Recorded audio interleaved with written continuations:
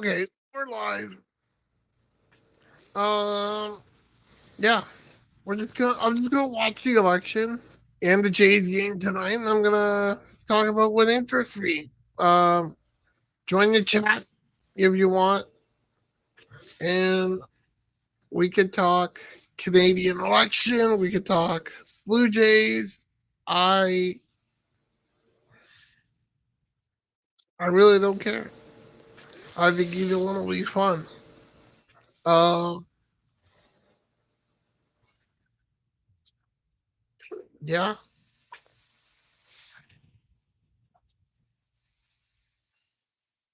So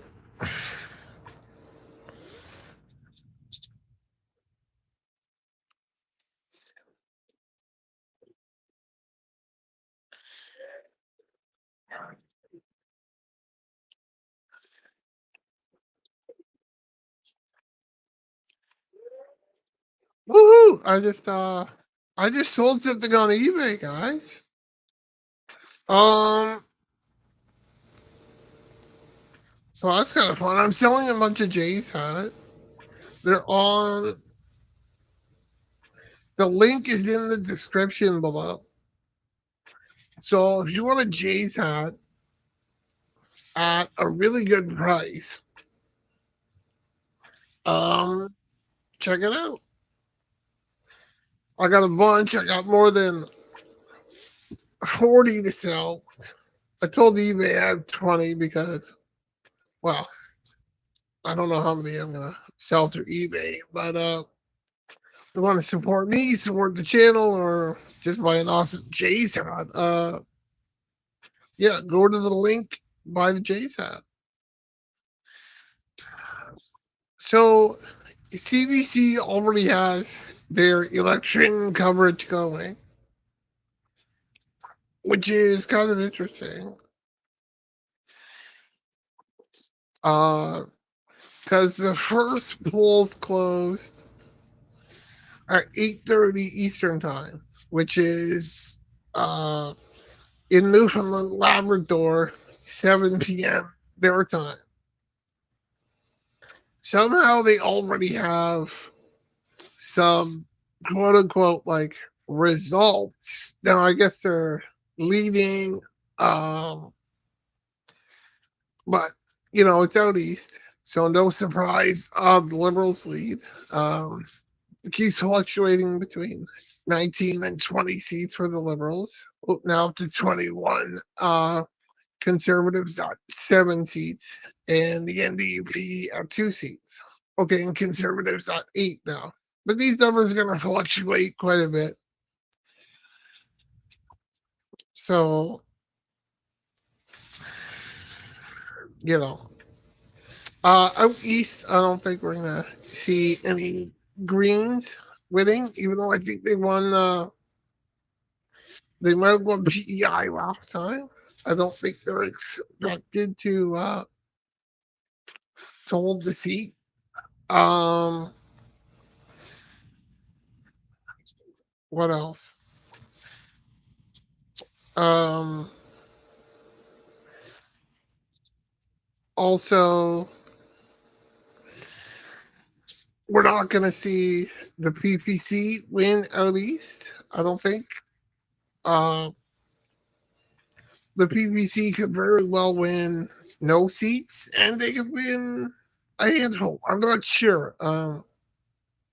Obviously, their best bet is Beauce, where Maxime Bernier, the party leader, is the candidate, the representative. So that's if they're going to win a seat, it's most likely that. Could they win in Ontario? Um, I don't know. Um, the highest I've really seen Ontario is like 11%. Um, to me, that's not high enough. Uh, I have not really followed out west too much, except for that the Conservatives are obviously expected to win most of the seats in Saskatchewan and Alberta, probably a bunch in Manitoba, BC. BC is a three-party race. There could be some seats won by NDP, Conservative, and Liberal. Maybe they can win a seat. Maybe the Greens can win a seat or two in BC. Uh, Maybe the Greens could win a seat or two in Ontario. Maybe the GTA and also Kitchener Center, which is close to me. I'm in the riding of Waterloo. Uh, but Kitchener Center was close last time. Um, right now, the polls show Kitchener Center. The lead is the Conservatives. Second place, the Liberal, but the Liberal candidate has stepped down. Third is uh, actually, I don't know if third was Green or NDP, but they're all very close. They're all within about the 7 or 8% margin of error. That is for the riding. Obviously, each riding has a larger margin of error than nationally because it's hard to get numbers on just one riding. So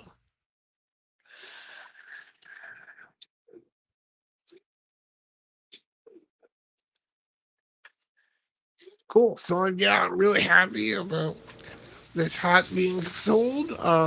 I'm selling them for $29.99, but I'll tell you guys, if you make an offer for $28, you can save $2, and it's free shipping. So you're getting a great hat for $28. That normally sells at Lids for over $30. Usually $39.99. I've seen it even $43.99. So you're getting at least $10 off hat and free shipping. So that's a good deal.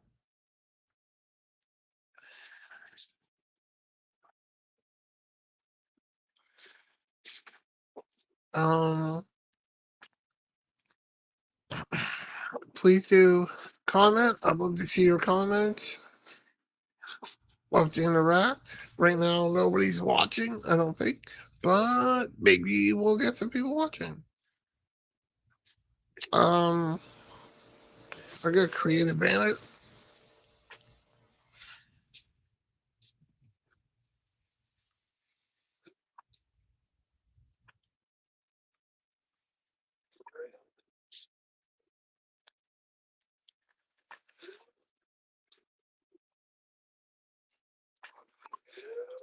Anyone who comments in the chat is eligible to win. Okay, that didn't work. Oh, it did.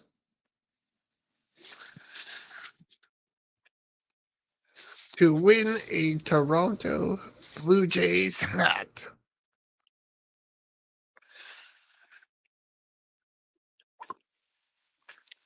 I'm not sure how we'll do that, whether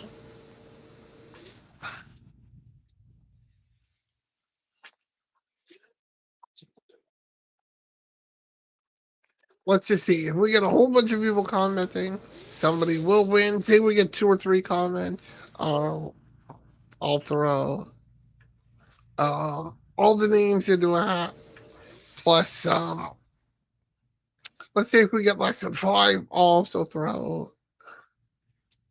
some names, fake names or non-winners, into the hat. Say we get 4 commenters, I'll throw 4 names plus everyone loses into the hat, right? Just so I don't have to. If one person comments, I don't have to give away a hat to just only one person that comments. So one person comments, there'll be 4 losers thrown into that. But say we get 20 commenters, we'll throw 20 names in there, and somebody will win.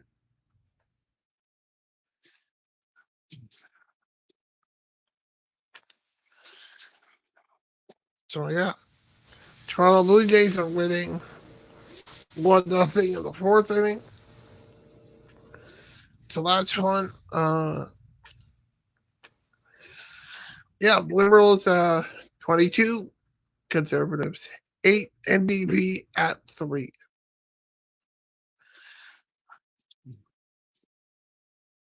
Um, I don't know what the rules are for me rebroadcasting the CBC thing. I'm gonna try it, see what happens. See if I get in shit. I don't think it's copyrighted, so we'll see. We'll see.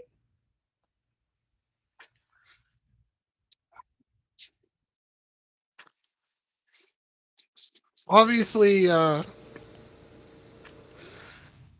it is not the show. I'm the show. And my commentation. Oh my god, my comments on the show is the content. So we'll go with that.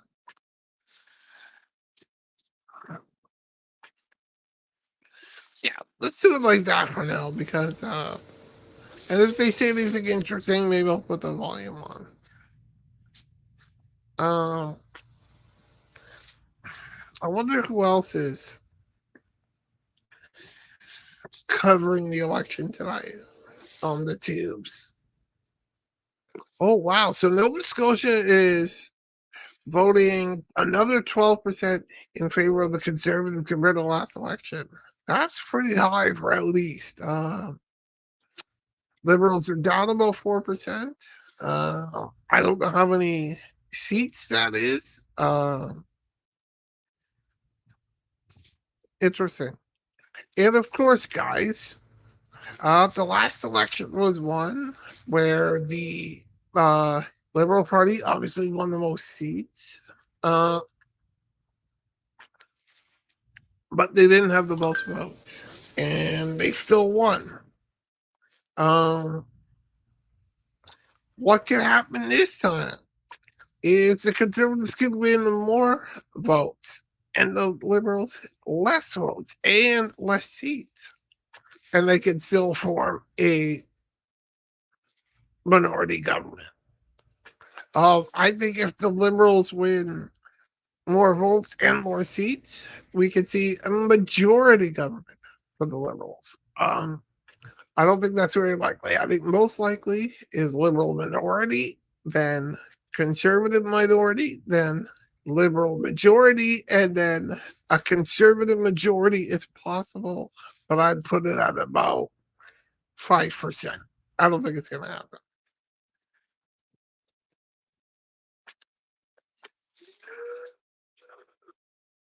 Okay, so yeah, there's Global News has live coverage right now, but I think I'm going to stick with CBC, even though I mean I don't really like CBC or Global. Uh, I might watch Maclean's, but they're not started yet. City News, I'm not a big fan of City News either. I think uh, I think most uh, journalism, and I use that in quotes, in Canada is left leaning. Um, and while I don't have a problem with people that are left leaning, I don't think journalists should be anything leaning except for freedom leaning and freedom of the press leaning and open minded leaning. Um, yeah, but I don't think they should be politically leaning. Hey, somebody's watching. I hope you join the chat. If you join the chat, you'll possibly can win a Toronto Blue Jays hat, so that's not bad. Also, I just want to know what you're thinking about the election tonight. Or you can talk about the Blue Jays. I'm also got the Blue Jays on in the background. So let me know your thoughts. Um, huh. I'm gonna open up my video on another tab. Yeah, I got kept it muted though. Okay. So no chats yet, but it'll be fun if you guys join me in chat.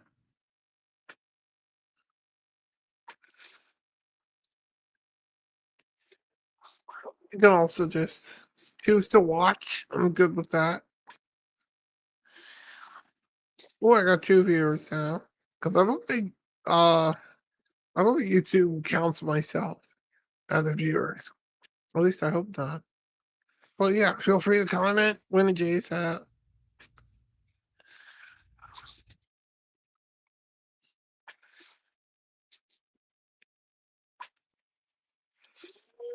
We're gonna create a poll.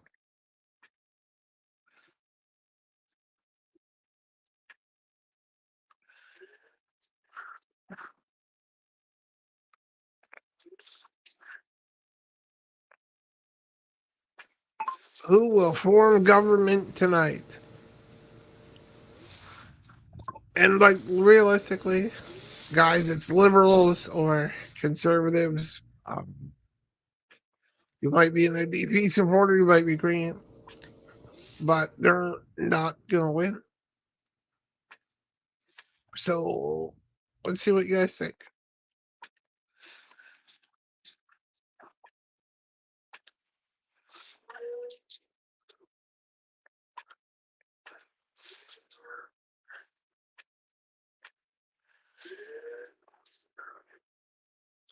Guys, it might go silent on time for a bit, but not gonna be a long time. As you guys can tell, I got a breathing machine. Sometimes I gotta take a breather and stop talking for a minute or two. But hopefully you guys can join me in the chat, and that'll make it better.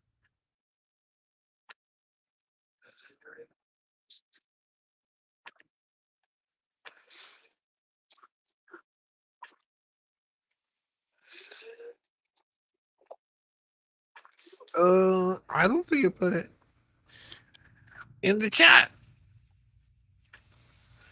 Huh. Oh, there it is. It just took a bit.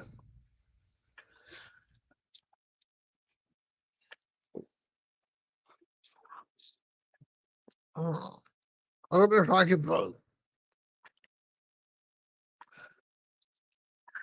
No, I can't.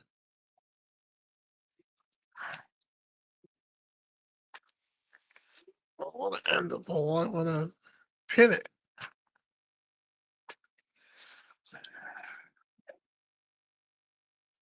Eh, okay, I think it is pinned.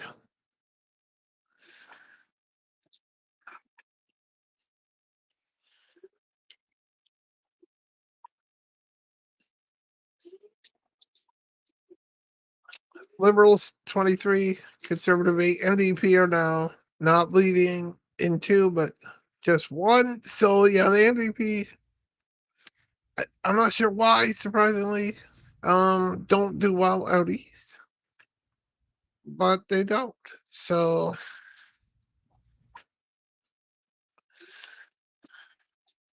yeah,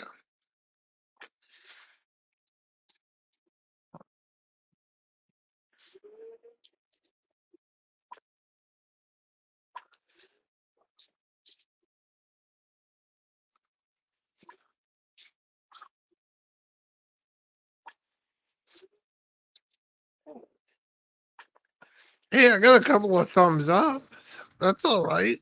Appreciate that.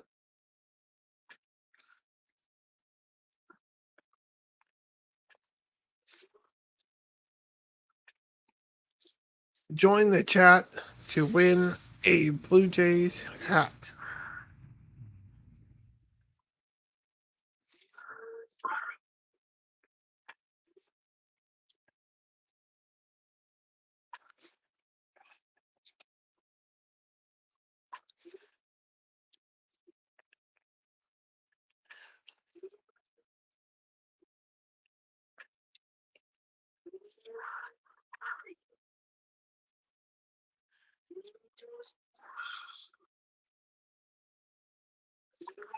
If you want, please tell us who you voted for, comma, or take part in our poll.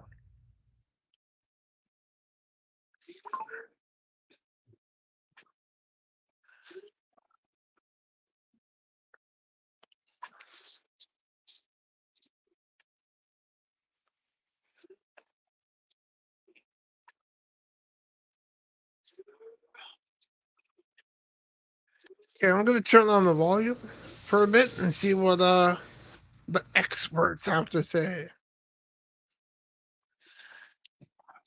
Degrees outside right now in Toronto. Oh, you're not getting out there anytime soon. Yeah, I know. Listen, let's look at a couple of ridings in New Brunswick. We have our second elected MP in New Brunswick, and it's Richard Bragdon in Toby Mactaquac.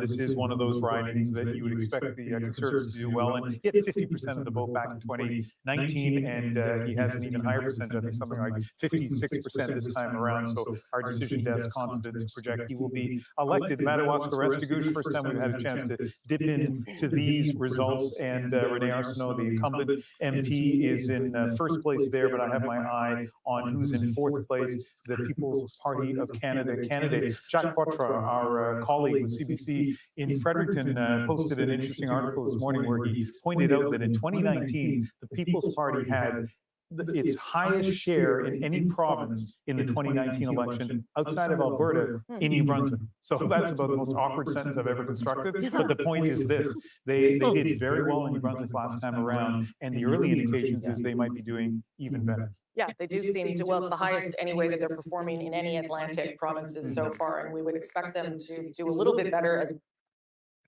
Interesting about the PPC doing well in New Brunswick. You know, I don't know what to say. It's just interesting at this point. Stephen Ellis, a family physician, that's in a pretty sizable lead given that there are 40 of 218 polls reporting. Another change we're looking at for Bernadette Jordan, the Minister of Fisheries. As you heard Kayla and Karen talking about, she's been bearing the brunt of that anger. Rick Perkins, this is a rematch for them, but Rick Perkins. Looks like the Liberals are going to take that T in a close one. Another close one that the Liberals look like they could lose. That lead is growing ever so slightly, but it is still very early. What I noticed last year was out east when there was about 35 seats. And right now there's no no NDP seats. It was about the same last year, except the first 30 seats were about, or 35 seats, it was about 33-2 in favor of the Liberals to the Conservatives. So, you know, the Conservatives are picking up a few seats. Is it enough to, you know, turn the tide a little bit? We know the Liberals win a lot of seats out east, but if the Conservatives can take 5 or 6 away out east, you know, and maybe, you know, that's a percentage of about 12-13%. If they win 12-13% more seats across the country, we can see the Conservatives win. There, so still a lot could happen there, but this is going to be a real ground game effort, and the Liberals have thrown, the provincial Liberals in particular, have backed up their federal cousins and thrown a lot into St. John's East. It's going to be tough for the NDP to match that. And look at this one, Costa Bay, Central Notre Dame. This is still a surprise to me that Clifford Small is ahead. Not anything against Clifford Small, because it's just Scott Sims' particular personal popularity and the strength there. Okay, David, we'll come back to you in just a moment. We've got some pictures coming in at this hour of some of the leaders watching the coverage and the results come in. There's Justin Trudeau in. Also, you know, these Liberals, you know, I don't want to say too much. I'm not a fan of Justin Trudeau. The Liberals, I don't have a problem with too much. Some of them I do, some of them I don't. But I'm not a fan of Trudeau. I think a lot of this could be anti-Trudeau sentiment, at least, and that's why some of these popular incumbents are possibly losing their seats. So It's very interesting. Very interesting.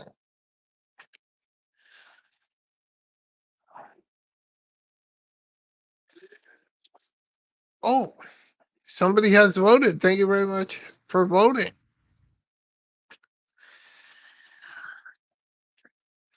Right now, I ask who will form government tonight. We got one vote, and they voted for the Conservatives. So thank you very much for voting. I think there's a definite chance. I still think the Liberals might win, but the Conservatives definitely have a chance. Also, I don't think, I'm going to say it right now, I don't think there is any party that is evil. There are some I don't agree with on a whole host of things, but let's go to the extremes. I don't think the Greens are evil. I don't think the NDP is evil. I don't think the PPC is evil. And I really don't think the Liberals or Conservatives are evil. There's a lot of division in Canada today, um, where people want to say their enemy or their opponents are wrong and evil and bad. I just think my opponents are wrong, and I want to have a discussion and talk with them about it. But I don't want to call them evil. I don't want to call them wrong. I don't think that leads to helpful discussion. So yeah, would love to hear more from people. Please do comment. Please do vote. And we got somebody leading in Quebec for the Bloc Québécois. Actually, if there's one party I have no time for, it is the Bloc Québécois, because they're not even a national party. They only care about Quebec. And I don't think, I don't know how we do this, but I don't think they should win as nearly as many seats as they should. Sorry, just got a spam text email.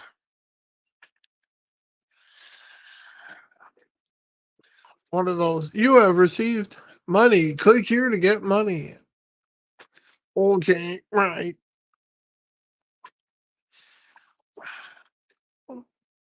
So share the vote in PEI. Oh, that went away quickly. Yeah, we can go back a bit though.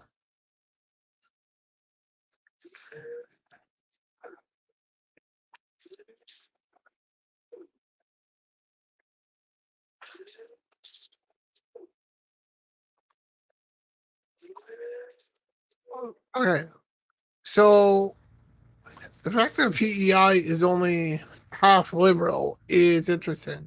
I don't know how many seats there are. There might be just one, and the Green might have won it last time. So we might be just seeing one seat switch from Green to Liberal, which is not really surprising for PEI, really.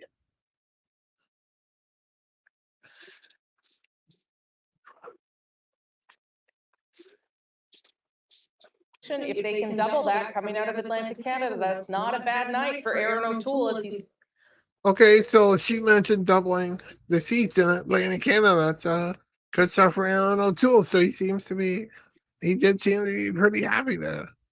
But mind you, they're not going to put a sour face on, in front of the nation and be like, son of a bitch. It's not a good look. Uh,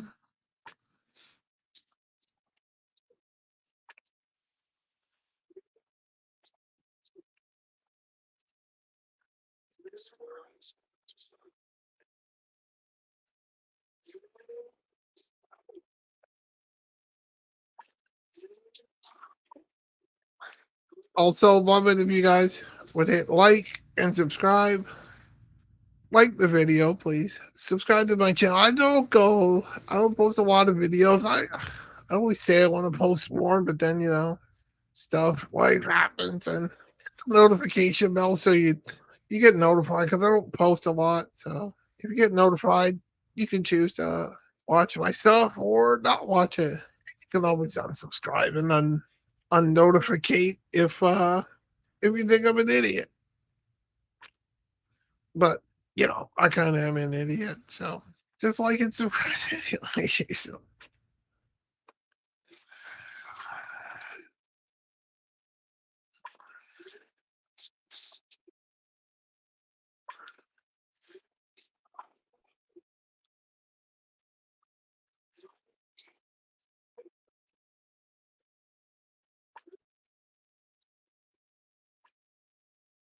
I'm gonna share the link just a bit.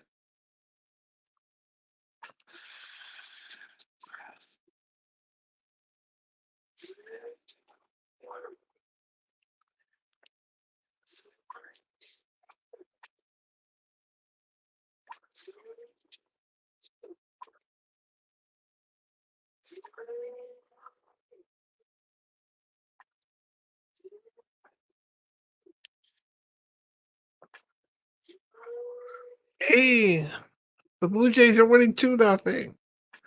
Blue Jays are in a race, guys, to make the playoffs. If you're a Jays fan, it's getting exciting.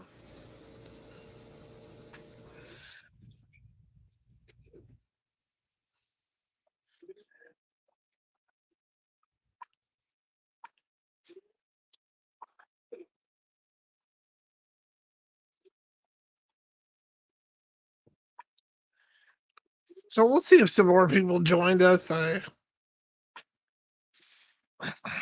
shared the link on some social media. I don't have a big social media following, but if you're watching, share this link. Maybe I'll create that banner.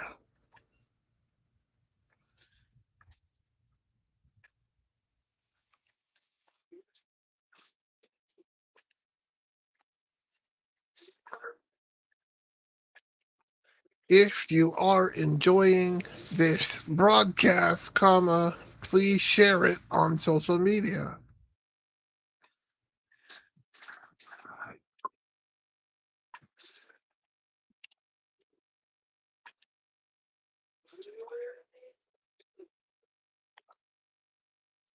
We shall see what we get. No more comments yet, but I hope people do comment.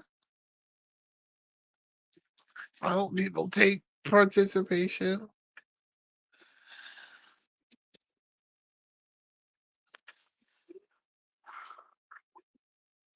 Let's listen to what Sarah Singh has to say for a moment.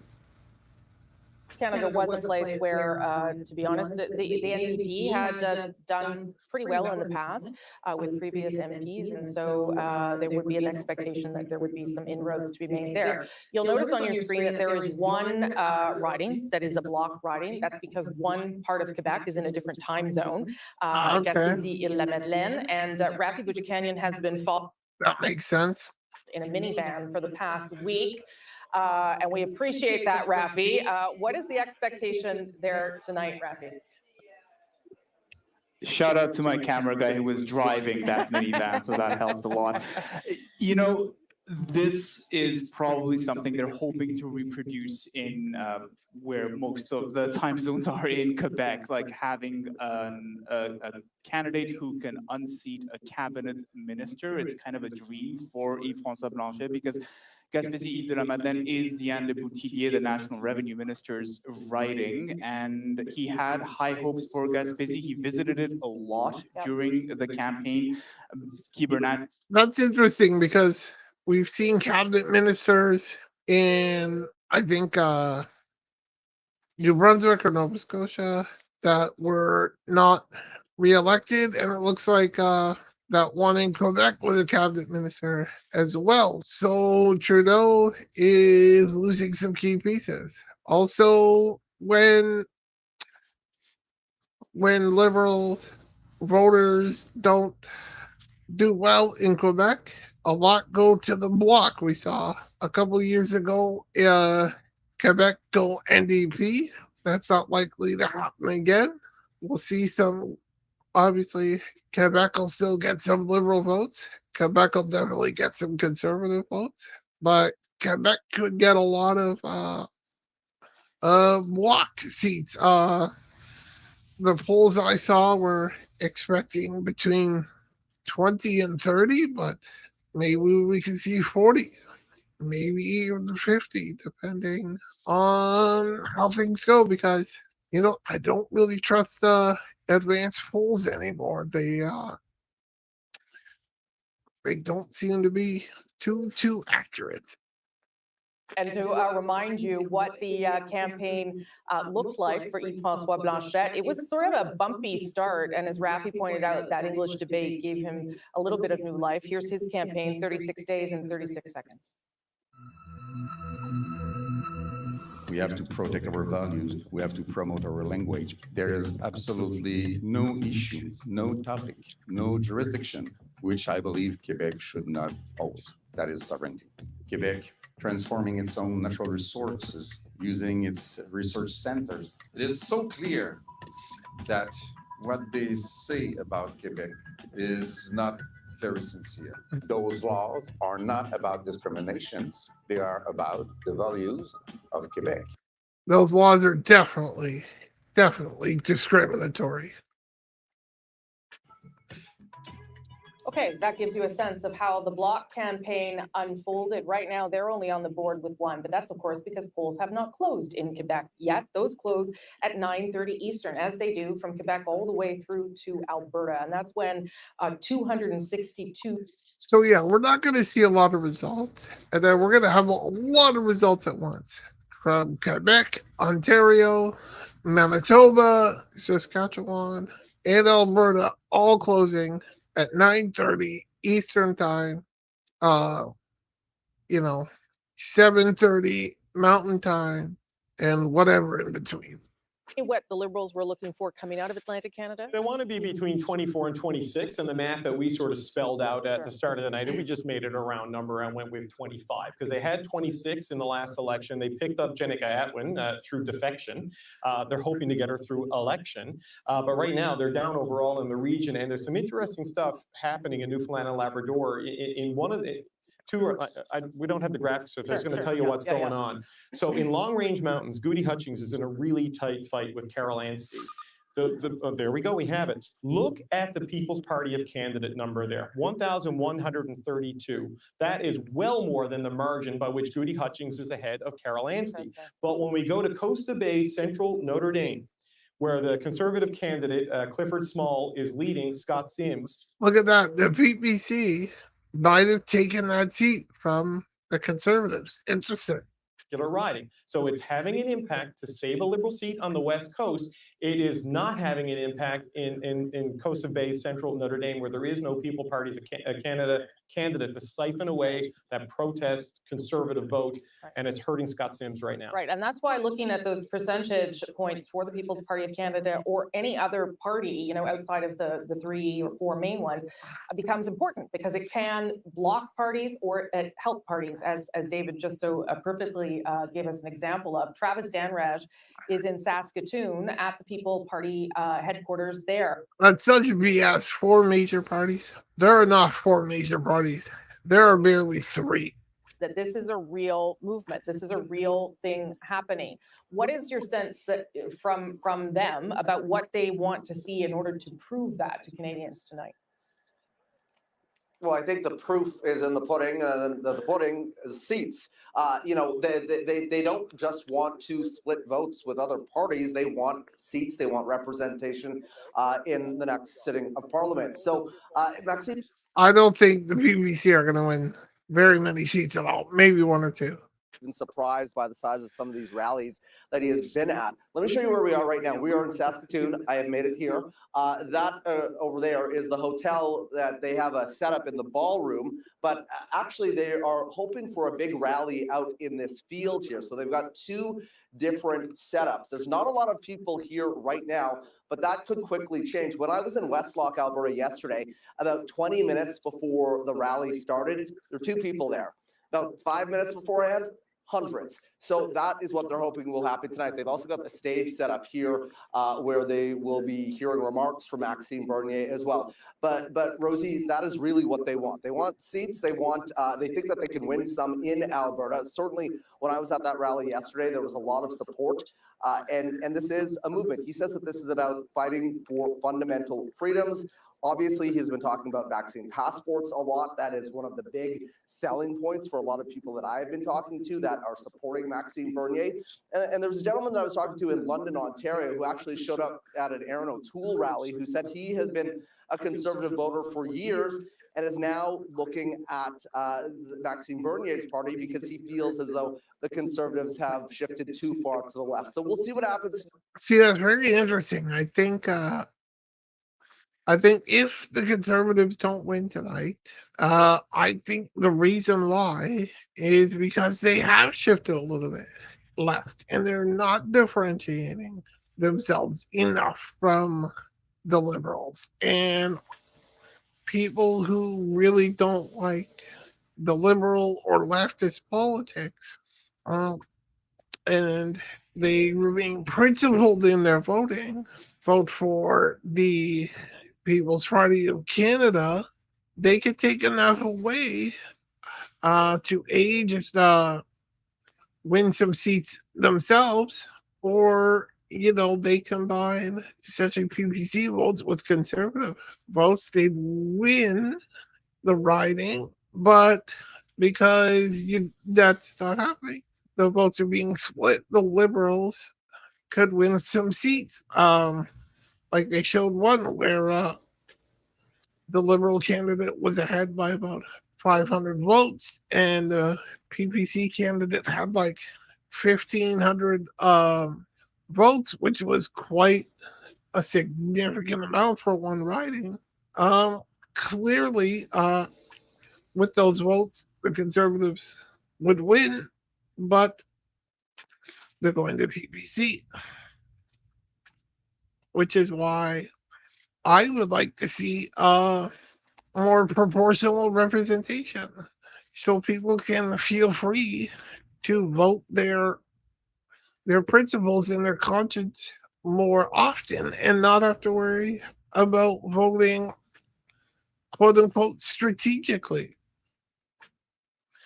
Because there are many people that would like to vote NDP more, but are going to vote Liberal so that the Conservatives don't win. I think more people would vote Green if their vote meant more. So I'd love to see more proportional representation. What about you? What do you guys think out there? Oh no, Tampa Bay's up 3-2. They just did a 3-run home run. Boo! Boo! Boo!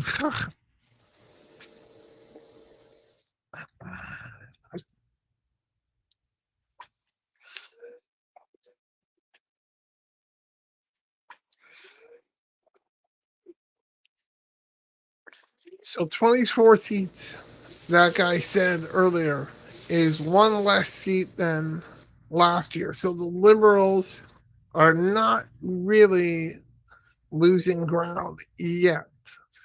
It's just one seat. They had 100 and crap, I don't even know, 40 something or 130 something, enough to win, but not a majority. So it says 170 seats for a majority. I don't think we're going to see that tonight under any circumstance. Almost. I think really the only way we get a Liberal majority is if the PPC get a ton of votes across Western Canada, and they take so many seats away from the Conservatives, and the Liberals somehow just sweep through Western Canada and not even winning by much. They could win some seats with high 20s, like 28% Conservatives, 25% NDP, 12, 15%, and BBC 15, 20%, right? So you can easily, um, some parties can win um, out west with under 30% of the votes for a seat, which just is not friggin' democracy. The decades that he has been the MP in this riding, is in 2000, the year that Jean Chrétien won his third majority, Lawrence Macaulay only won by under 300 votes. So he knows a close call when he sees one. Tonight's not one of those occasions. Yeah, you never take it for granted. That's what he can probably tell you. We're going to go back to Charlottetown PEI to talk to Carrie about how events are unfolding there. Carrie? Oh, you have a guest. Off you go. Yeah, well, I do. I was just going to say the election before that, Lawrence Macaulay won by, I think it was 99 votes. So there were some close races, but those are kind of ancient history now. Anyway, I am joined here by someone who actually knows PEI's political history fairly well and who's graciously joined our election watching party here. I just saw something interesting. If there are some ridings where PBC is the third party, and the Conservative was fourth. Wow. The Conservatives actually, I really have no idea. The Conservatives could win, and the Conservatives could do terrible if the PBC take enough votes. I don't know. I don't know. I can't wait to do that and to move PEI forward. Most of your time in office, you've been dealing with a minority. I see we have some people watching. Please join in the chat. If you join in the chat, you could win in Toronto Blue Jays hat. Plus, it'll just be fun to hear from you.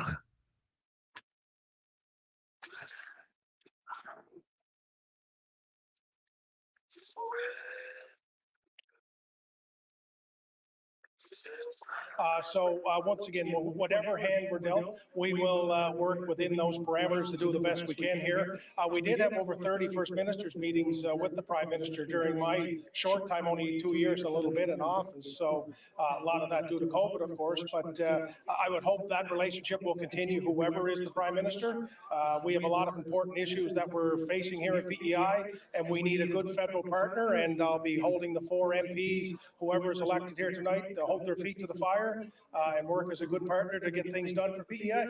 The rest of Canada doesn't know this, but before you were the Premier of Prince Edward Island, you were a political pundit on CBC Radio and elsewhere on a political panel. What's your political pundit? Okay, so there's 4 seats in PEI? That seems crazy. They knew what was going to happen tonight was probably lying to you. I think it's a bit of a dog's breakfast all over. I thought all day we'd probably end up close to where we were when we started, which would make a lot of Canadians wonder why we're even here. But who knows? We'll see how the votes are tallied across the board, and just looking forward to seeing how that all unfolds. All right, there you go. Political pundit and PEI Premier Dennis King. Back to you, Rosie. Kerry Campbell, maybe our favorite premier after that honest response. Ian, let's get some results. I'll tell you, the political pundits in New Brunswick representing various parties said in Fredericton they could not call it. It was just too close as we were heading in. And take a look at what's happening right now in Fredericton. For the first time this evening, we're starting to see a number of votes, and I've been watching this lead go back and forth. Jenica Atwin just out. Interesting, the Greens are in third there. Liberals in Fredericton is that there is no potential split on the right. There's no People's Party candidate in Fredericton. There are, of course, other candidates on the left, but right now, Jenica Atwin in the lead. Let me tell you, St. John Rothsay, I talked to Wayne Long earlier today. He said he was feeling good. I talked to him. So 112 votes is not really keeping the Conservative from winning because he's 250 behind. MP in New Brunswick. So James Wheeler or Wayne Wheeler, 822, a decent amount, but the Conservative well in the lead. Rosie. Okay, Ian, thank you for all that. Let's give you a sense of where things stand right now on the map. You can see lots of swaths of red, but yes, the Conservatives have made some inroads here as we leave Atlantic Canada. 1 seat. 9. Remember, they only had 4 in the last election. I guess, the yeah, Liberals at, NDP. 24. NDP is losing seats. Here down a Josh. little bit. The Green Party not on the board. The New Democrats not on the board. These would be of some concern to those parties as they try to pick up some seats and build towards what is about to happen very shortly. Because as we move into the next half hour or so, we're going to start to get some big results from Quebec all the way to Alberta, including the territories, Northwest Territories, and Nunavut. All of that still to come. As you can see, lots still ahead on a very exciting evening here, an important election for this country. Canada Votes 20. See there, PPC is in third in Dartmouth Cole Harbor. This is a CBC News special presentation. Okay, I'll mute that for now and chat for a bit.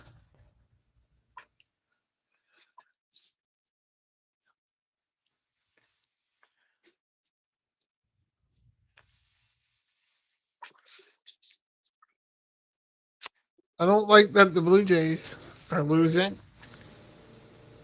We got our best pitcher on the mound. Come on. So just a reminder, hit the like the video, please. Subscribe to my channel, hit the notification bell. You'll get notified whenever I post a video or happen to go live like right now. Also, anyone who comments in the chat is eligible to win a Toronto Blue Jays hat. You can see I got Toronto Blue Jay hats all over my room. Not one of those. You'll get a brand spanking new one with the label still on, and it's adjustable hat, and so it's an adult fit. Really, most 98% of adult heads. The hats are over $40, brand new, and I think they look great.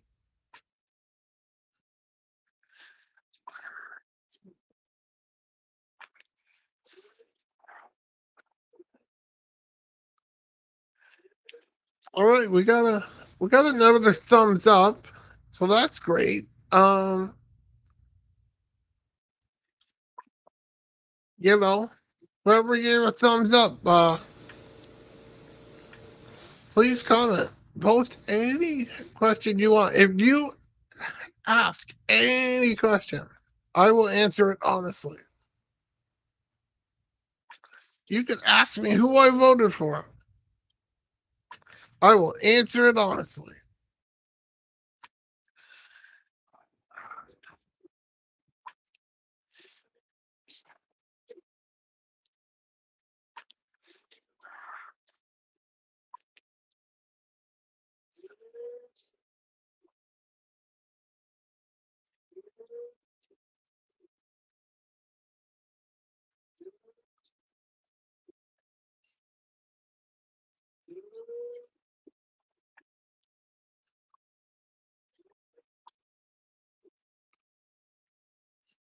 On the ground with the major federal party leaders as they get set to watch this night play out, and in battleground ridings where the voters are casting ballots, waiting to see who comes out on top.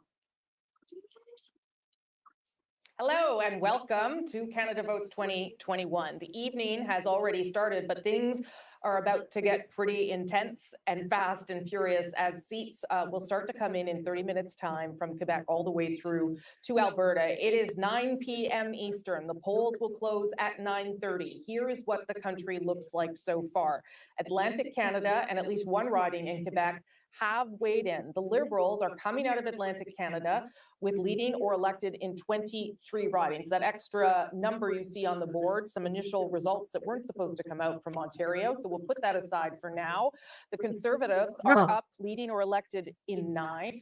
That's not good. See, I don't really like when shit like that happens. So I think they should take the number off the board. People are still voting. I actually think the whole polling should be done at the same time across the country. I don't like the way that happens. People can be influenced to vote a certain way. We should just vote the day of and not be influenced by other people's votes. Little bit of what the vote share looks like, because that too tells a bit of this, the vote change rather, that too tells us a bit of the story of where things have moved and where they have gone. So yes, yes, the Liberals have gone up. The Conservatives have gone right up 4.5%.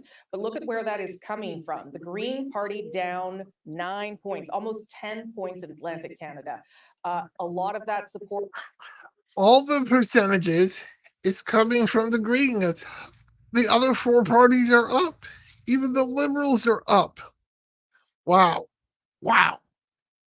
Wow. The Greens are getting embarrassed. It when she crossed the floor. The People's Party of Canada, also a factor in this vote share, up 3.2%. That is a rise from the last election too. Another part of the story that we should keep. I predicted actually today and yesterday that PPC will have a higher percentage of votes across the country. I don't know who's going to win more seats, but PPC will have more votes, 100%. That tells you the story already as we come out of Atlantic Canada. The Liberals down 3, the Conservatives up 5, NDP not on the board at all. They've lost St. John's, they're losing St. John's East in Newfoundland and Labrador, and the Greens down that 1. Okay, we are going now to Andrew Chang to give us some perspective. Yeah, so Quebec is certainly one of those ridings that I'm paying very close attention to. And, you know, at the outset of this evening, I was talking about how you can divide Quebec into 3 broad regions, and I'm going to take you through a couple of them. Yeah, because Quebec is not a riding. It's like 70 ridings. Something of a surprise, but let's see what kind of impact that the endorsement of the popular Premier, François Legault, for the Conservatives has over the course of this election night tonight. But look at the island of Montreal. So in 2019, everything went red, except for a splash of block. You've got a hint. Interesting that the Premier supported the Conservatives and not the Bloc. I'm not sure who has formed the provincial government, but it's interesting. It's definitely interesting that the Premier put his weight behind the Conservatives and not the Liberals and not the Bloc Québécois. I really don't know who the Premier is. I don't follow Quebec politics all that much because honestly, yeah. They also need to hold those seats and do some pickups in Quebec, especially if you're coming out of Atlantic Canada short. Adrian is going to be watching the prairies. What are you watching for there, Adrian? Yeah, you bet. Of the 62 ridings, we know the Conservatives currently hold 54. They're coming out of Atlantic Canada, maybe pretty confident they're going to hang on to those. But 2 trend lines to keep an eye on. The People's Party of Canada, to what degree does that peel away any support from the Conservatives? And in Alberta in particular, in the cities, bottom line, does anger with Jason Kenney in any way translate to trouble for Erin O'Toole? So if we look specifically at Calgary, let's say Calgary Skyview, for example, currently held by Jack Sahota. This is a place where the Liberals have poured a lot of attention. Georgia Hall just got endorsed by Mayor Naheed Nenshi today. Alberta is very much thinking about Jason Kenney today. This is the day those restrictive, what do they call it, restriction exemption program comes into effect, a vaccine passport by any other name. So he might. Yeah, guys, I want to know if you're pro or against a vaccine passport.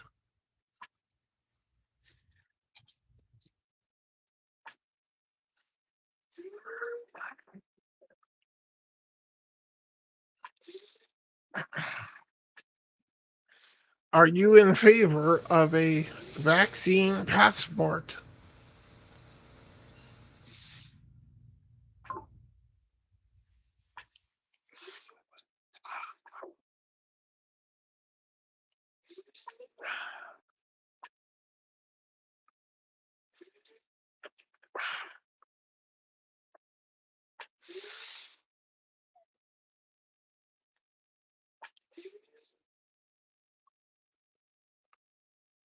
We still just have one vote.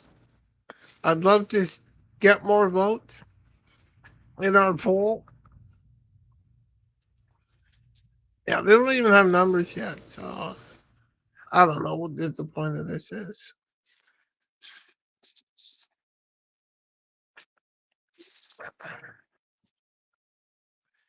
$20 till the next polls come, and we'll get results flooding in right away. Canada, one of their distribution points, and he's got some information for us on that, David. Yeah, absolutely, Rosie. And I want to talk to those people who are in line right now, but also taking a look at those mail-in ballots, just to sort of peel back a bit of the process, because we've never had this many people do mail-in ballots. You may recognize this, brightly colored, and I'll explain why in a second, but you basically put your ballot in this package and it ends up heading to Canada Post. The reason I voted in mail-in. Election day, they actually send Elections Canada workers to the main post office in Ottawa, and they search all over the place before the deadline, trying to find any ballots that have been missed.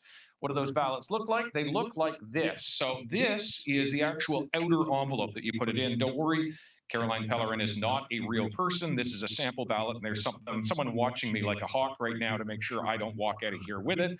They're very big about integrity here. So you would put your ballot like that, Yep. voting for member of parliament specimen, according to this, inside that inner envelope, and then into the outer envelope. Yep. And that is what a mail-in ballot looks like. Now, just to give you an idea, what happens is they come pouring in here over many days, including today, and they actually get loaded into this door. Why is it closed now?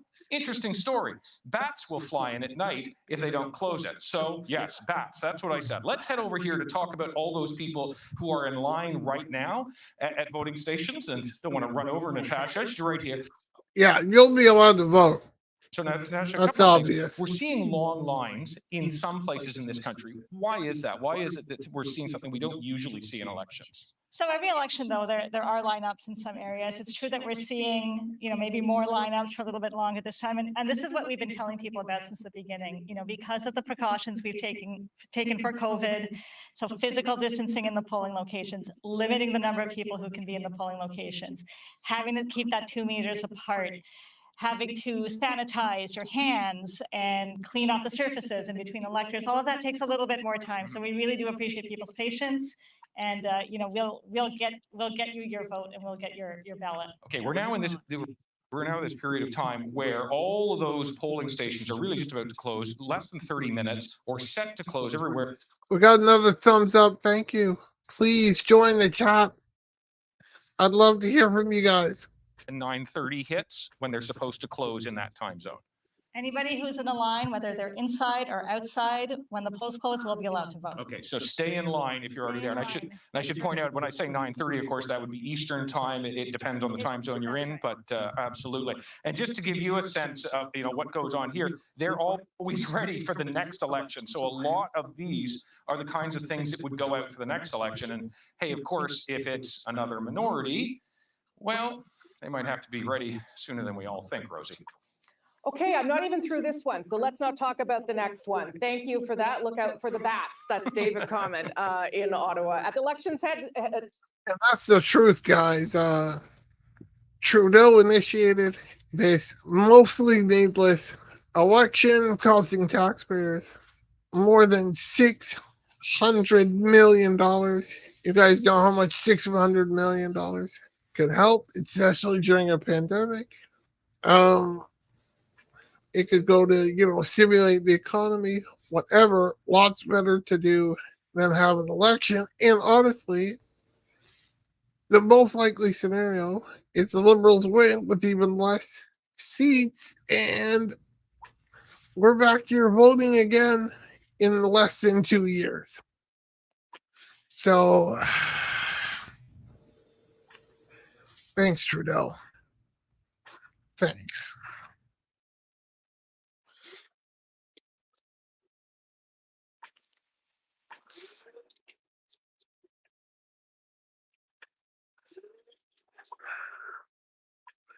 Not my idea of democracy in action.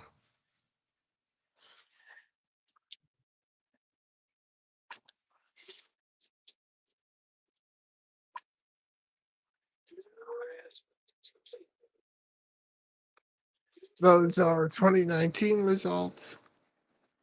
And guys, look how GTA went so red, right? So if the Conservatives are going to win, they got to get half of those to go from red to blue. If they stay red, Liberals are going to win. Some could go green. Doubtful. Some could go NDP. We'll see.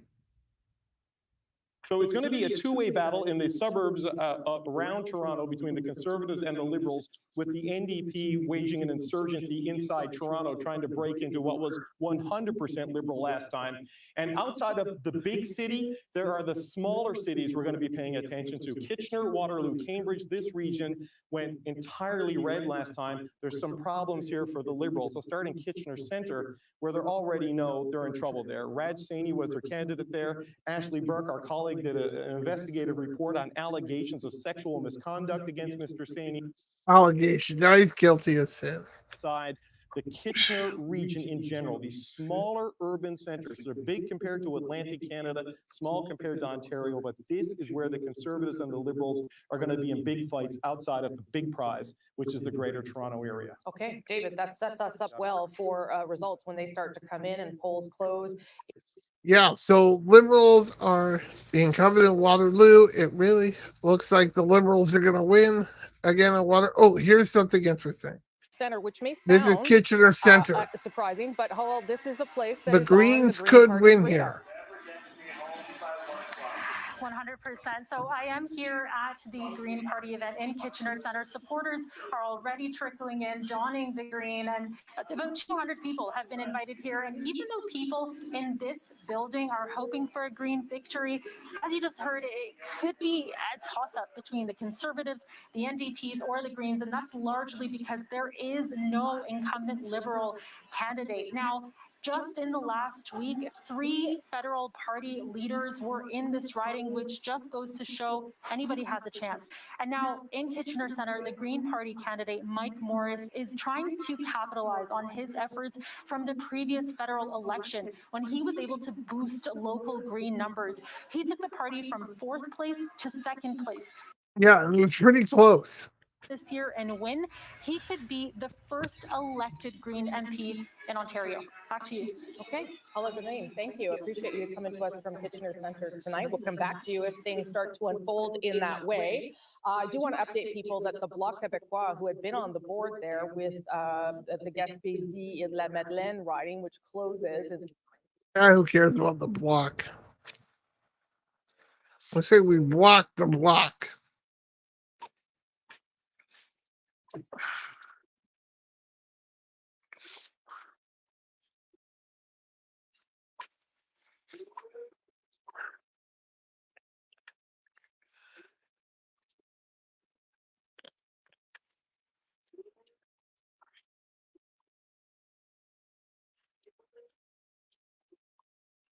PPC not causing a loss for the.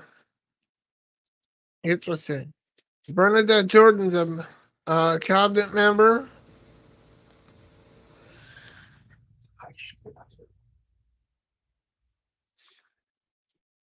Yeah, look, the lead is less than what the PPC has. So Conservatives have not done enough to get the vote from people on the right, so to speak.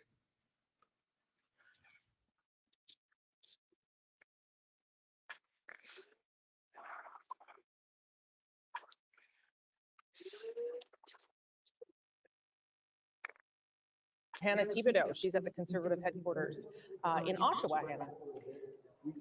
Hey, Rosie, I'm joined by Dan Mater. Dan Mater is really the architect behind the policy platform and had a policy really throughout this whole campaign. Dan, let's talk about what we're seeing in the Atlantic provinces, a pickup of 5 there. What are your thoughts on that? I'm sure it's great news for you guys. We feel good so far. It's off to a good start. You know, what we're seeing is a number of the places where our leader campaigned. We're seeing good results. We're seeing some really good pickups of some great candidates. And so, you know, night's off to a good start. So do you expect this, and you're probably going to say yes to this answer, to go through Quebec and Ontario? In Quebec, what are you looking at there for hopeful pickup? It's Still, the Liberals are keeping what they have, so the Conservatives don't just need to pick up seats; they need the Liberals to lose seats, and that's not yet happening. That we have a good shot at. Again, we had a dedicated Quebec campaign team. We spent a lot of time there traveling around the province. Really had a great team on the ground, and I think we're looking to have that translate into results today. And I think once we hit Ontario, when I was talking to some of you guys behind the scenes, that's where you're really going to have a feel as to whether you guys could win this in the end. Am I right when I'm saying that? Yeah, look, I mean, as this election, as many of the last few elections, comes down in many ways to the GTA. And, this time we're running with a candidate from the GTA to be the first prime minister from the 905. Spent a lot of time there, have a lot of great candidates again in that ring of seats around Toronto. And I think we're all eagerly awaiting the results there and feeling good about how we're, what we've been hearing on the ground there the last few days. Okay, Dan, I'm sure we'll talk again. Thank you. That's no guarantee, even if he does well in Quebec and Ontario. Aaron O'Toole could lose some seats in Saskatchewan and Alberta to the People's Party. We just don't know.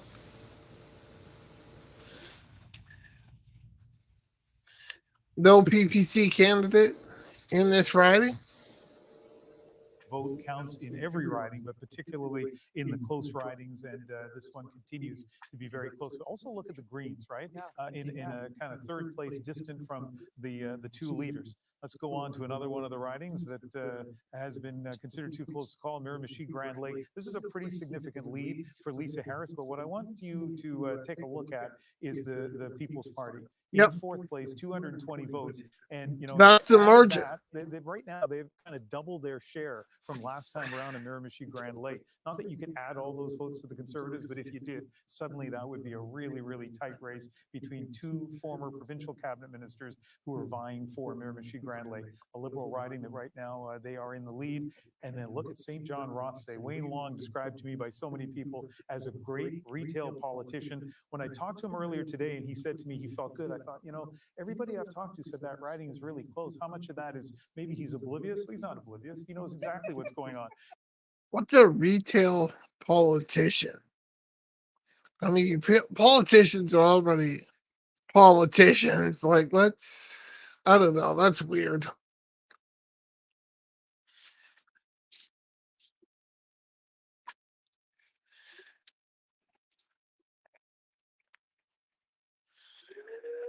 Into cabinet, that's probably the first thing that you should do.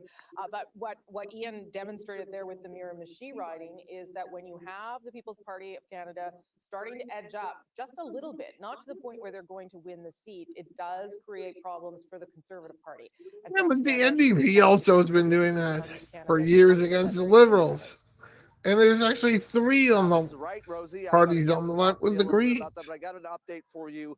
As you can see behind me, pretty empty out here in this field right now. That's because I hear the party is inside, and that's where all the media have gone, and that's where most of the supporters are. So Maxime Bernier actually isn't going to do his speech out here. He's going to be doing it inside. And Daniel Tyree is with me right now. He is the executive director for the People's Party of Canada. I want to talk to you about what we have been seeing in Atlantic Canada. How are you feeling about those results, and do you feel that that has created some momentum for what you can see the rest of Canada? Yeah, I mean, it's huge.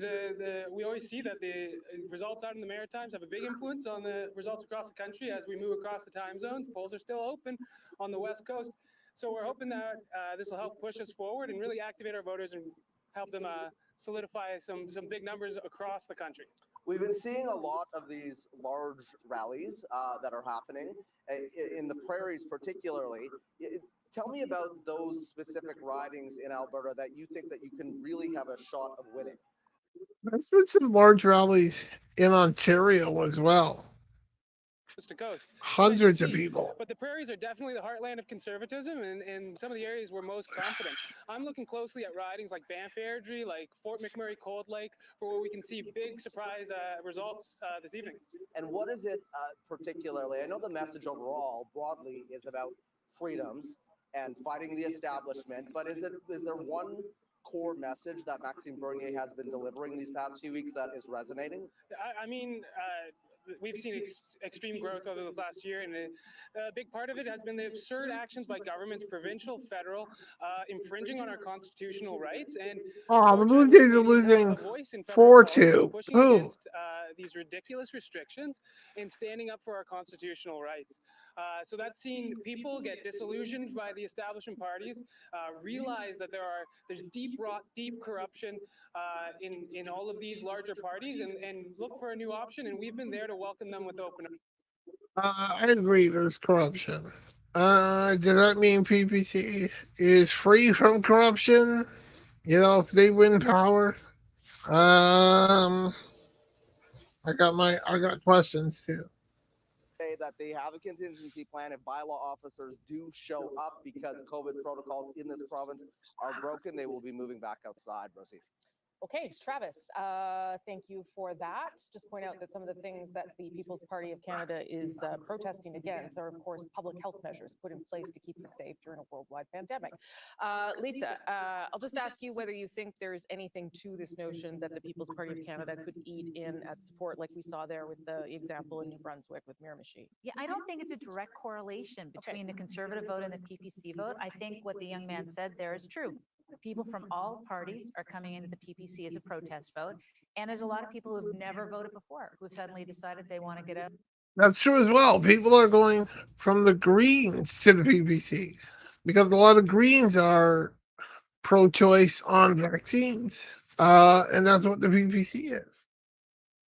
Some final results or some more results from PEI. Oh, no, final is exactly the right word. Yeah, so I'm going to show you 3 ridings, 3 check marks, 3 Liberal candidates with good news tonight, starting with Egmont. So Bobby Morrissey winning his 3rd term here. The Conservative candidate, Barry Balsam, did not win, but hey, he owns one of the largest apple orchards on the island, and no election can take that away from him. We'll go to Charlottetown, where a man of many provinces, Sean Casey, born in Newfoundland, raised in New Brunswick, ran for a seat in PEI. He'll be going to Ottawa for work. But look at the Greens in 4th place in that riding, so that's notable. But also notable that the Conservatives are in 2nd. They've actually increased their share of vote in every single riding in Prince Edward Island tonight, so that's worth mentioning. But hey, as we go to this last riding here, Malpeque, Wayne Easter's success lives on in Heath MacDonald for the Liberals. But once again, the Greens, they would have hoped to have a stronger showing than they have here. Anna Keenan in 3rd place, but this is a Liberal sweep of PEI, all 4 ridings going red. Okay, so good news for the Liberals, and as you say, for the Green Party, they're actually down 10 percentage points in PEI, a place that where you would have thought there could have been possibly some support. Let's take a look here at the share of vote in Atlantic Canada. That tells part of the story, certainly. The Greens are way, way down. Way down.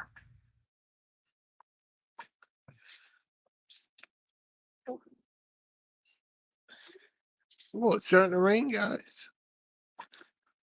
It's starting to rain in Waterloo.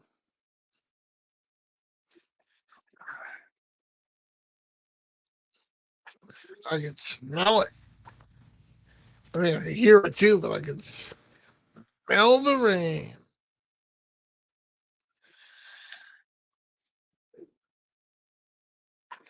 I actually love the smell of rain. Like after it's falling, like an hour later, it's usually smells stuffy and gross, but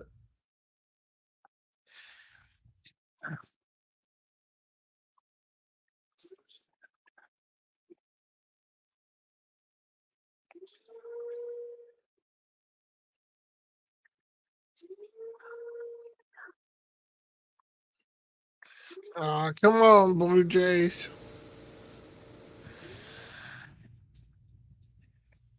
The Blue Jays only have 2 hits, both of which are solo home runs, and they're losing to the Tampa Bay Rays 4-2.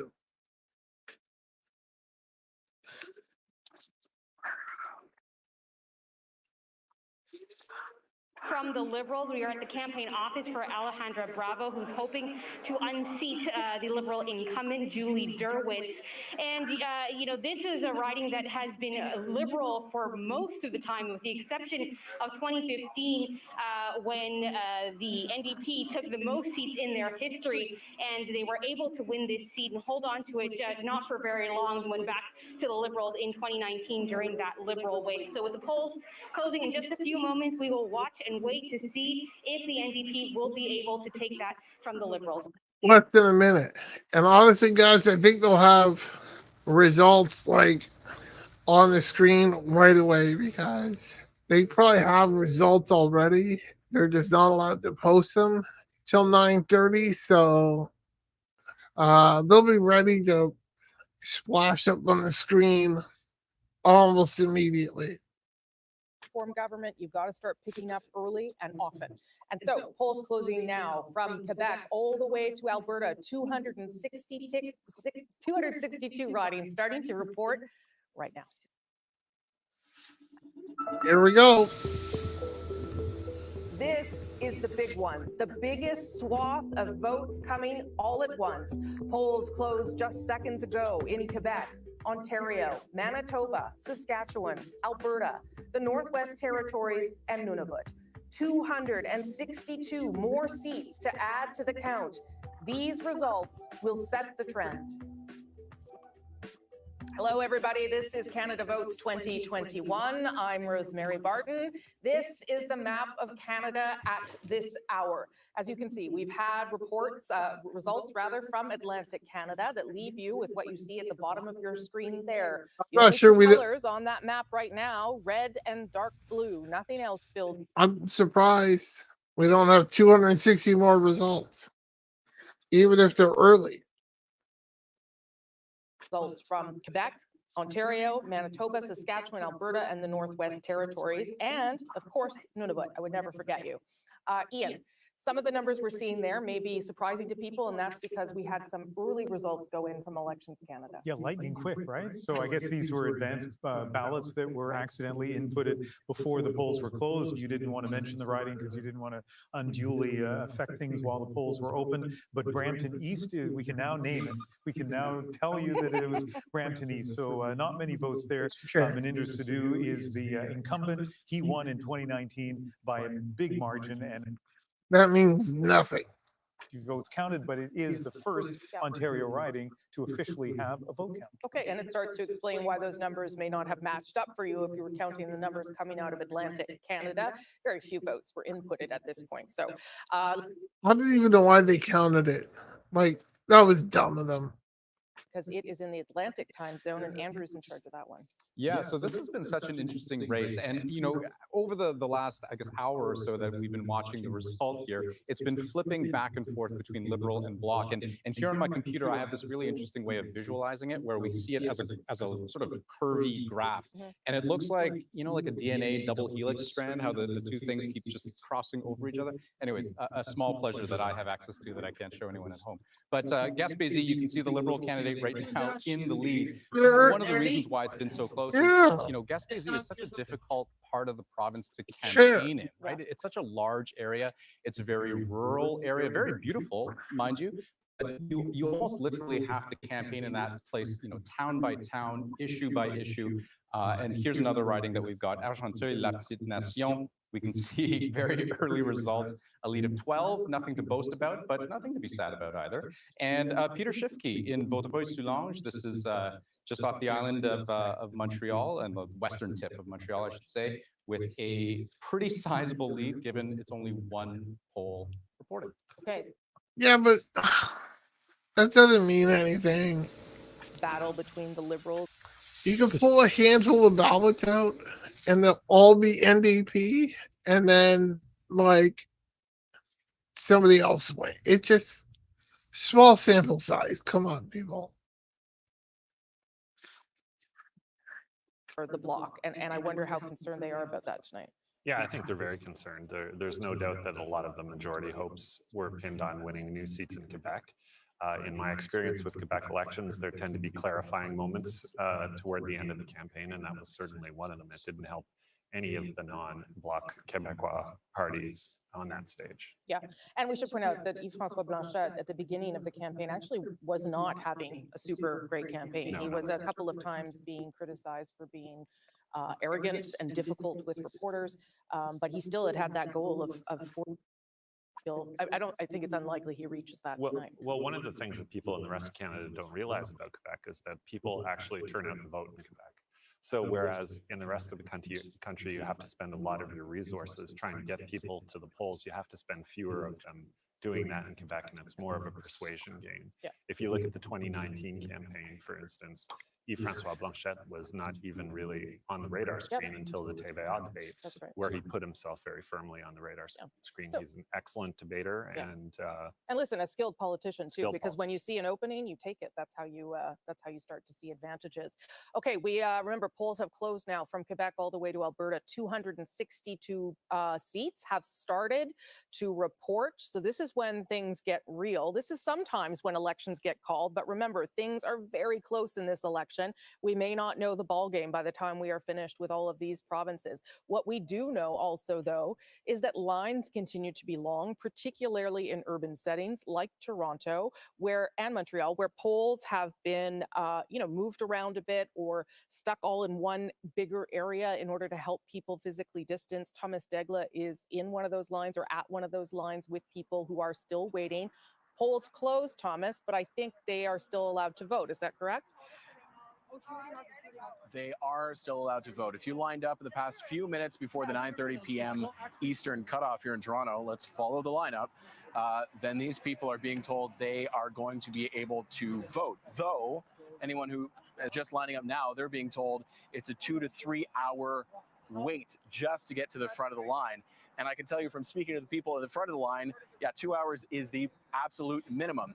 We can't really get all the way to the front right now, but we can show you. This is the Spadina Fort York riding. This is the Fort York historic site in downtown Toronto. The lineup stretching all the way down there. And this, of course, is due to a number of factors, including the pandemic, including Elections Canada having to find locations where people can ensure physical distancing, for Elections Canada having trouble to find staff.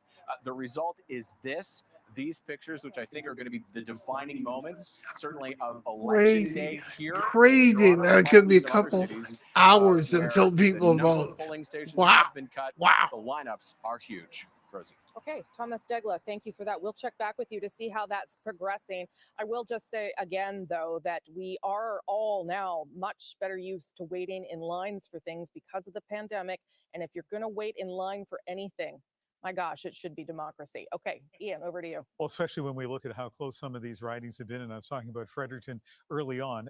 In Ontario, we are starting to get some results. Let's take a look. We're going to just jump around the provinces as we see these. Algoma, Manitoulin, Kapuskasing, not many votes to count there. And really what people should note is Carol Hughes in third place now with so few votes counted. I mean, she has been the incumbent there for the NDP for, I think, the last 4 elections. And I think she's the person we should keep our eyes on as more votes get counted.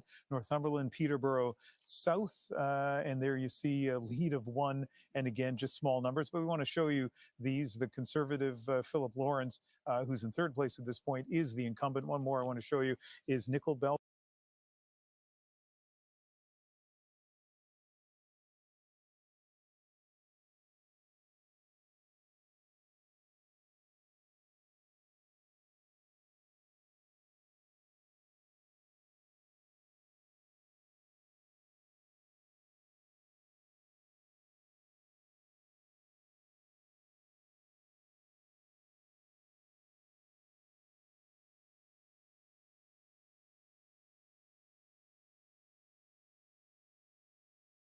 Oh, I was muted. That's like 1% of the votes. Like, we're gonna see the real results in a bit, not yet.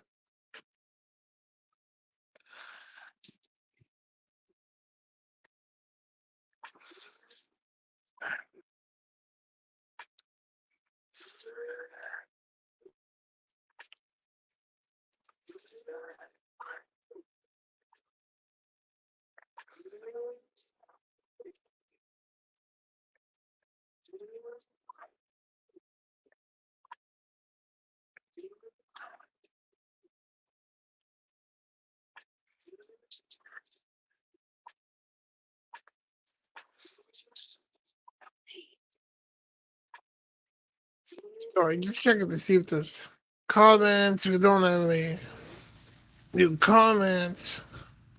Doesn't even look like we have any new viewers. Guys,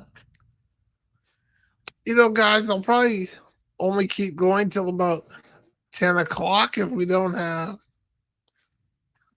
anybody joining us or anything like that.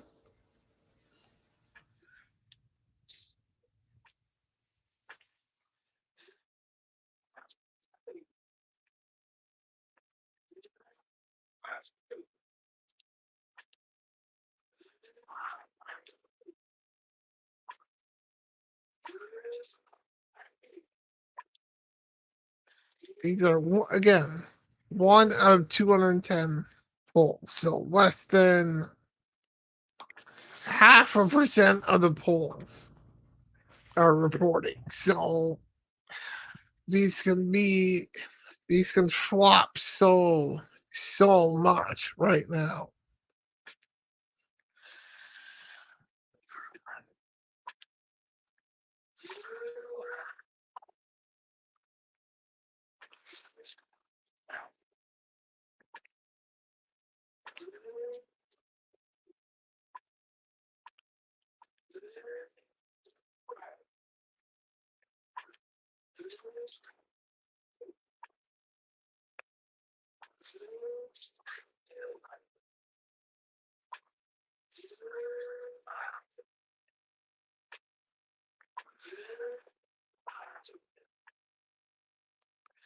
Oh, I thought we had somebody there, and then they left.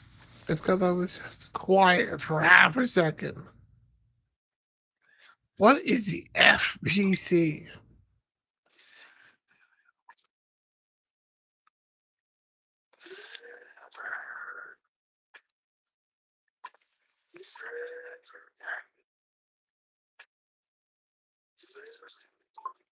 Make sure you ding me 3 or 4 times before you leave so I hear my phone. LOL.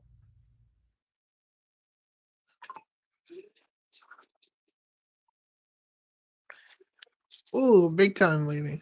Niagara, but Niagara is always. See, I don't trust when 1% of the polls are in.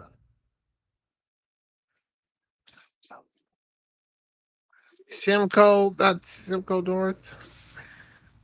This one's Thunder Bay. That one's close.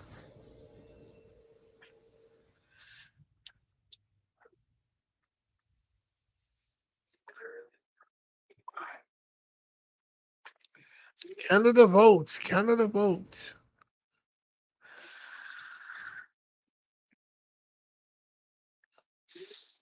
So since Atlantic Canada, the Liberals have picked up about 14 seats and the Conservatives 8, which is not great. The Bloc 3 or 4, the NDP and the Greens 1 each.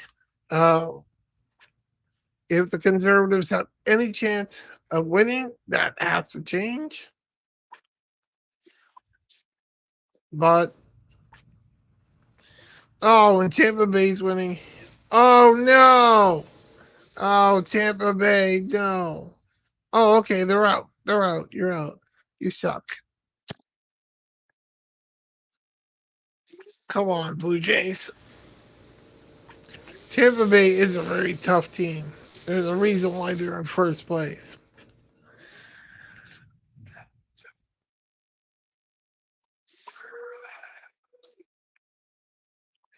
Let's hear what they got to say.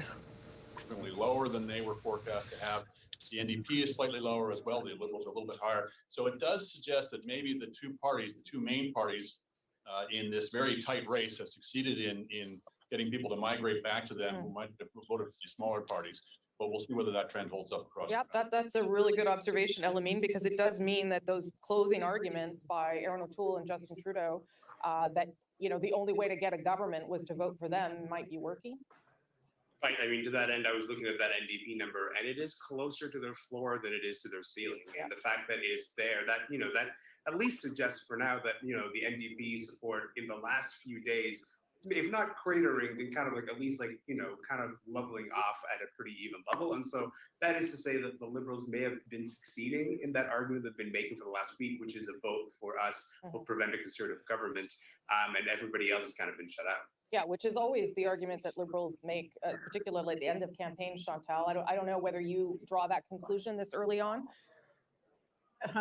I learned at my expense never to draw conclusions based on Atlantic Canada outcomes, and let me tell you why. Please do. And how 1997, Jean Chrétien, EI reform, very unpopular in Atlantic Canada, lots of losses. If you had looked at the results from Atlantic Canada that night, Jean Chrétien was certainly not winning another majority government. And then that wave stopped.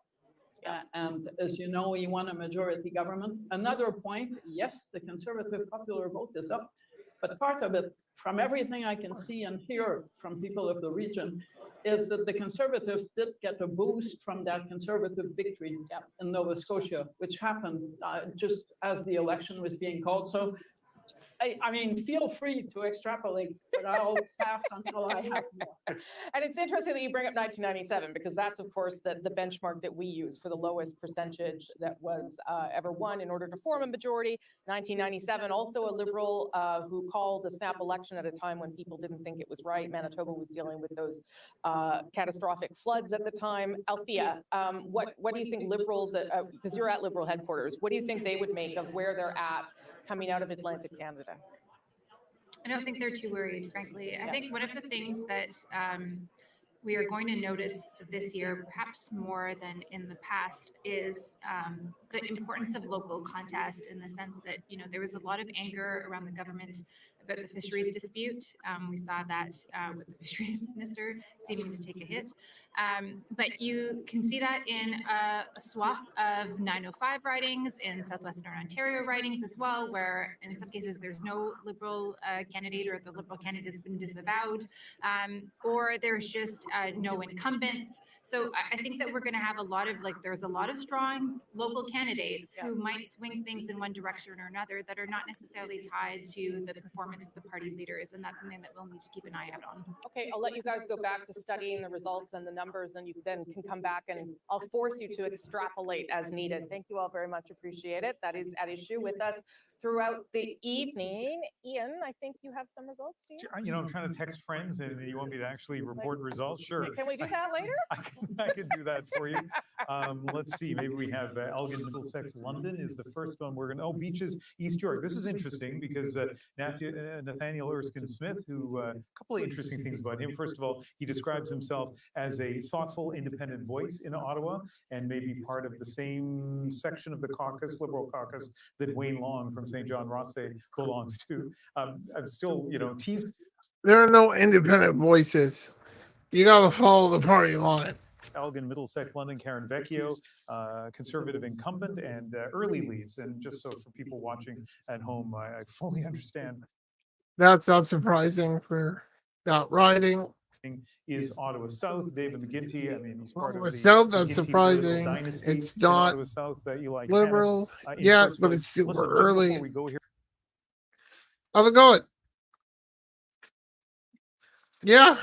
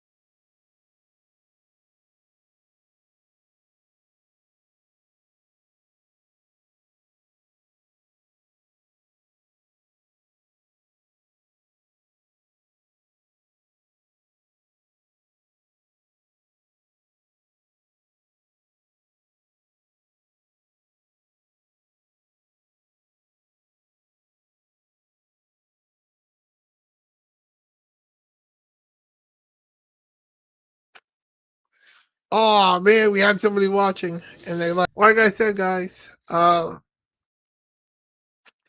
Anybody who wants to, if you take a part in our poll, you can win a hat. Even if you make a comment, you can win a hat. I want to know, are you in favor of a vaccine passport? Should we defund the CBC? So join the chat, people. Join the chat. I've had some people watching, not a lot. I got 4 thumbs up, which is pretty good. So I like that. But you know, I only have like 50 subscribers, so I don't have a big channel or anything.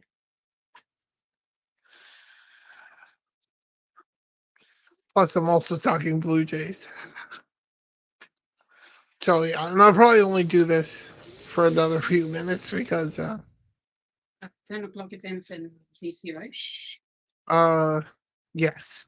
So That'll be the end of it. that's it. But the rule is if you line up Oh, yeah. before, and there is lineups in Toronto that they say are 3 hours long, and there's hundreds of people lined up. Even in Ottawa, I was told today, some of my friends, they went to a vote. Mhm. They were still lined up and it was like close to 9 p.m. Yeah. So they showed one in Toronto earlier, and it was like around like numerous city blocks.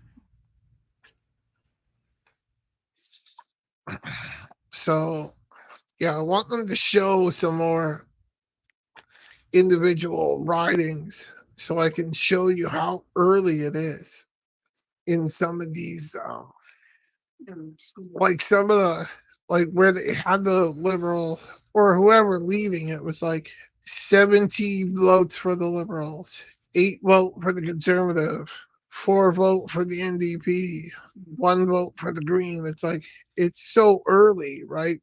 And there's going to be thousands of votes counted. So with such a small sample size, yeah, that person could be in the lead, but it could very well change. And there are certain areas, even within a riding, that could be more conservative or more liberal, right?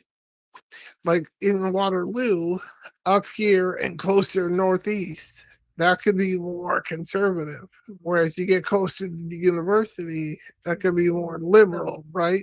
So if they counted the university one first, it would look liberal.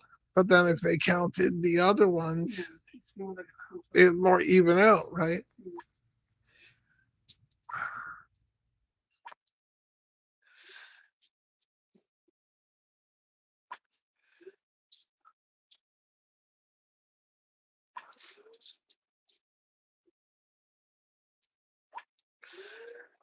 Let's see what she has to say.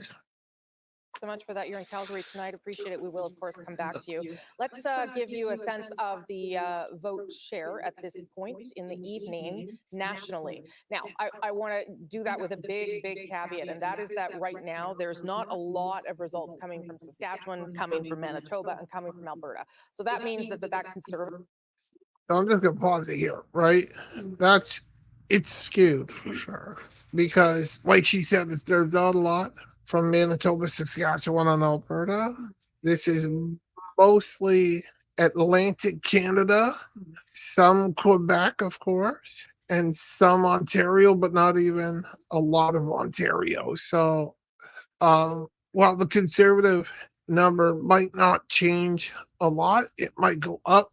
This liberal number is definitely going to come down. And if it doesn't, we're looking at a liberal majority for sure, but that seems unlikely. In Ontario? No, across Canada. Yeah, if there's 42% liberal across Canada, that'll get a majority government for sure. What we're seeing here is the NDP is not doing as well as hoped were expected. The Greens are not doing very well at all because they were close to the 10% last time, and they're all the way down to 3. And the PPC, they're up quite a bit.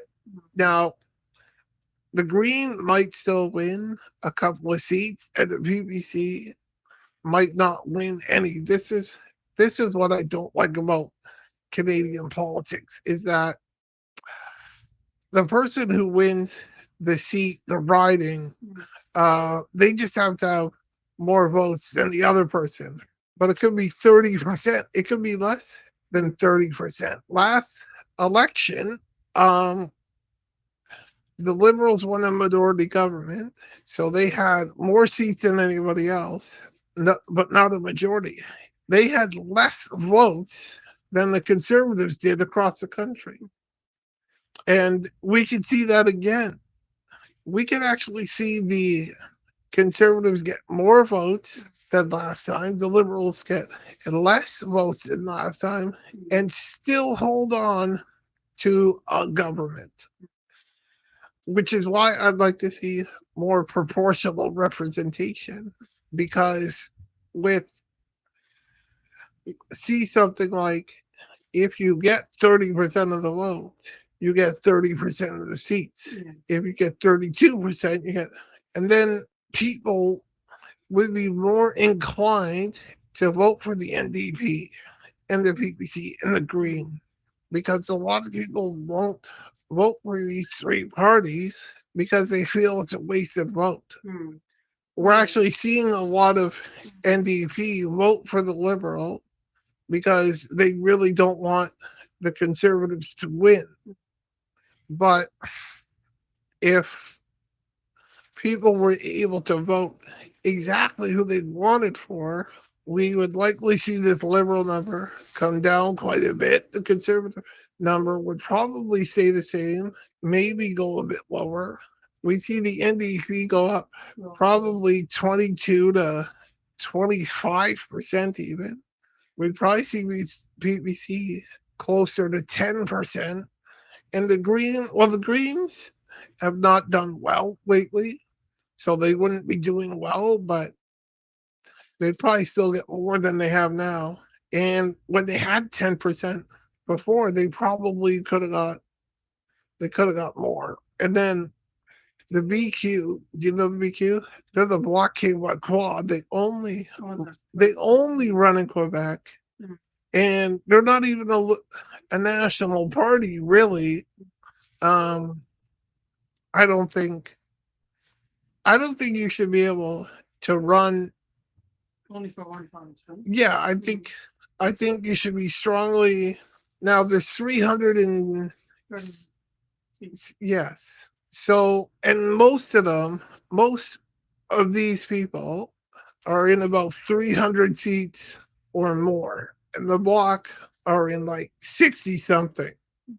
So I think you should be in at least 200, 300 seats if you want to be a national party.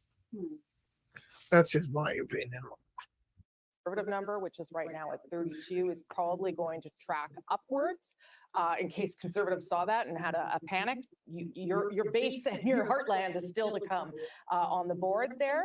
But let's look at some of the other numbers you see. Listen, the People's Party of Canada registering ahead of the Green Party at 4.5%. That is something to note there, and certainly an improvement on where they were in the last election in 2019. Maybe we can see a seat change. Are we going to do that here too? Yes, we will. So seat change at this hour. And again, these are not all confirmed. Things are still coming in. So these are more a sense of the leading in seats right now. But you can see the seat change again, very early, plus 7 for the Liberals. But remember, plus 17, if they increase by 17, they would be tracking towards a majority. A majority for anyone here tonight would be 170 seats. I don't think we're at a place yet where we have any sense of what's happening, but let's keep an eye on that. There are 62 seats with 100 vote margin. And that's why I say early hours, everyone. Let's just see how things unfold very slowly. And Andrew will give us some more results now to give us a sense of what. Yeah, it was a Liberal +7 that you had just seen on that graphic? Yeah, so I'll tell you, I mean, that could be something of a precarious +7, and I'll show you why. So one of the ridings I want to show you is the riding of Joliette. This is on the North Shore of Montreal. A Liberal lead is kind of an interesting result here so far because the Bloc have owned this riding for an awfully long time. But I will say that the Liberals at the outset of this campaign, they did say that they wanted to expand their ring of influence around the island of Montreal, try to capture some of those South Shore and North Shore ridings. So this would certainly meet that goal. Going to the riding of Mirabel, this is also an interesting one. Early results, so very early, one of 268 polling stations. Like this is, Yeah, that's nothing. that's 0.5% of the votes. It's not indicative of anything. Yeah. Same. Québécois Six- candidate in second in that like, riding. And then we have 6 this, votes. This is Betsy pointless. Masquinongé, Ruth Ellen Brosseau, a pretty well-known The person name, in who last famously went on could vacation win just to, as easily. Vegas Like, in 2011, was something of a parachute candidate when she actually won the riding in 2011 on that orange wave, won again in 2015, lost by the narrowest of margins in 2019 to the Bloc Québécois candidate, under 3 percentage points, really tight margin, and announced mid-campaign in 2021 that she's back. She wants to run again. And so here she is with a tiny. Yeah, tiny. Those are some hard-fought ridings there. I will say the Liberals are up 3 here, leading in 3 as we move out of this part of the country. That is encouraging. That would be encouraging if you were a Liberal sitting at home watching these numbers. I'll quickly get Sarah to weigh in. I didn't even tell you I was coming to you. I'll quickly get you to weigh in on the leading 11 for the NDP. I mean, the NDP is probably waiting for British Columbia, which is closing in 30 seconds here. Yeah, absolutely. I think it's exciting to be back on the board. I mean, at one point we weren't even on there, and to see 11 up there and to have many of those seats be in Ontario, which is a battleground for us. It's great to see this happening and encouraging results. And of course, we're waiting for what's happening in BC. And many freeway races in British Columbia. But here, take a look at the board.